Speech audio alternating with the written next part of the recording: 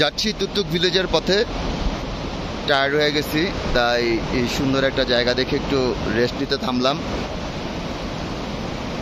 আজব একটা জায়গা, ভেরি স্ট্রেঞ্জ, ভেরি পিকুলিয়ার। বিশাল বড় বড় পাথরের মাঝখান দিয়ে, পাহাড়ের মাঝখান দিয়ে পাহাড়ি নদী বয়ে যাচ্ছে।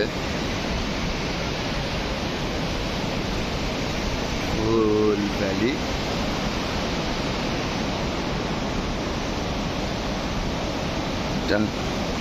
ছোট্ট একটা সাসপেনশন ব্রিজ।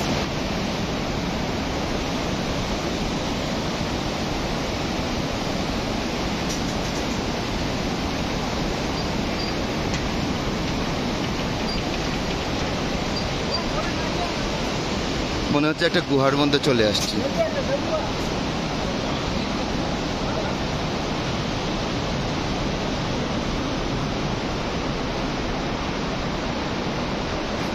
ওই যে শুরু হয়ে গেছে আমাদের শত্রু অফরেল। ভাই কি অবস্থা? রাস্তা কেমন? জটিল। কেমন লাগতেছে? ভালো লাগছে।